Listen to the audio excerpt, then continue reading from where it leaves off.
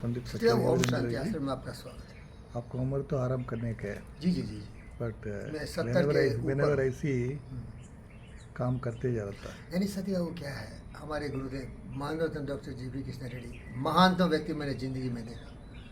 लगभग 7 फीट से थोड़ा ही कम है। उनका बेटा श्री आदरणीय माननीय संजय रेड्डी साहब भी उतने ही लंबे हैं। सर थोड़ा हाइट में उनसे कम है, लेकिन महानता में मैंने इतना महान व्यक्ति नहीं देखा जिंदगी में। इसीलिए इनको मैं गुरुदेव बोला। लोग पूछते गुरुदेव क्यों बोले, चमचागिरी कर रहे हो, बड़े चालाक हो, इनको फंसाना चाहते हो। बोले देखो भैया, मैं बेवकूफ़ आदमी क्या फंसाऊंगा, अगर ये इतना महान है तो हमारे फंसान में कहाँ से फंसते। मेरी श्रद्धा है, क्योंकि गुरुदेव का मतलब होता है कि उस आदमी से क्या सीखना चाहते हो। तो मैं उतना बड़ा धनवान तो कभी हो नहीं सकता। उनके धनवान एक जूता ही उनका होता है 25-30 हज़ार का, तो मैं तो 25-30 हज़ार मेरा जीतम ही है मंथली, वो कहाँ होगा। तो मैं चाहता हूँ कि इस महान आदमी का जो आचरण है, व्यवहार है, सोच है, समझदारी है, सीखो। गुरु का मतलब है जिसे कुछ सीखा जा सकता है, तो उनको मैं गुरुदेव कहता था। तो एक बार उनके सहपाठी ब्रजवाड़ा कृष्ण रेड्डी साहब अपने पुत्र को लेके आए, ग्रैंडसन को।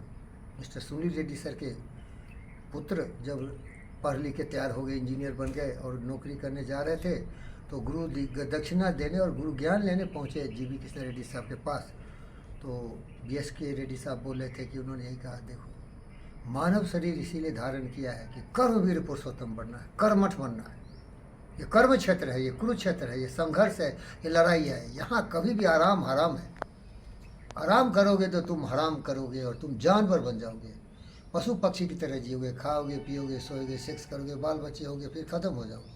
लेकिन काम करोगे तो तृप्ति भी होगी, संतोष भी होगा, और तुम्हारे काम से लोगों की भलाई भी होगा।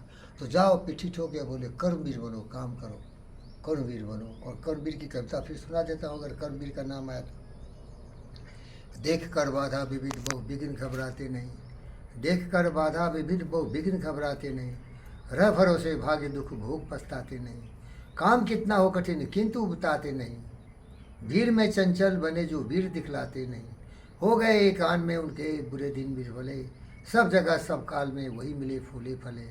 आज करना है जिसे करते उसे है आज ही, आज करना है जिसे करते उसे है आज ही, सोचते कहते हैं जो कुछ कर दिखाते हैं वही, सोचते कहते हैं जो कुछ कर दिखाते हैं वही, वो नमूना बन जाते हैं दूसरों के लिए, भूल कर भी दूसरों का मुंह कभी तकते नहीं, यत्न करने से जो कभी जी चुराते हैं नहीं। ये आदमी कभी नाकाम हो ही नहीं सकता है। व्योम को छूते हुए दुर्गम पहाड़ों के शिखर, व्योम को छूते हुए दुर्गम पहाड़ों के शिखर, आग की भयदायनी फैली दिशाओं में लपट, ओ घने जंगल जहाँ रहता है तब माठों पर, गरजती जलराज की उठती ऊंची ऊंची लहर, ये कपा सकती नहीं जिसकी कलेजे को कभी, भूल कर भी ये वीर नाकाम रहता है नहीं। तो सर मैं उस वीर में, मेरा नाम ही है वीर ना, वीरेंद्र, वीर नहीं मेरा नाम है। क्या नाम है सर? वीरेंद्र। सारे वीरों का बादशाह, वीर प्लस इंद्र, वीरों का राजा, जिसे हम अर्जुन बोलते थे। अर्जुन से बड़ा कोई भी धनुर्धर नहीं था, उनसे बड़े थे कर्ण, उनसे बड़े थे एकलव्य, लेकिन अर्जुन को ही सबने कहा कि सबसे बड़े धनुर्धर थे। क्योंकि जब उसने द्रौपदी को स्वयंवर में द्रौपदी को लेना था, तो उसके पिता ने एक लक्ष्य रख दिया था, याद है ना? याद है। एक मछली पंखे में घूम रही थी, मत्स्ययंत्र। हाँ, और उसके पुतली में पानी में देख के, तेल में देख के तीर मारना था। तो वैसा कोई भी धनुर्धर नहीं था प्रैक्टिकल में। तो द्रौपदी इसीलिए उससे शादी किया।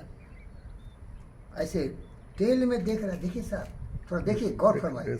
और मछली घूम रही है, और क्या निशाना है कि तेल में देख के तीर देख के उसको मार दिया, आंख में लगे। वो थे वीरेंद्र। कौन थे? अर्जुन। और वो सब साची थे, इस हाथ से तीर चलाते थे, इस हाथ से तीर चलाते, दोनों हाथ उनका चलता था। तो लगभग उसी पद चिन्ह पर चलने वाला ये फकीर भिखारी साला एक पैसा कौड़ी नहीं है, और अपने को क्या क्या बोलता है। सब माफ़ी चाहता हूँ। धन्यवाद। Thank you.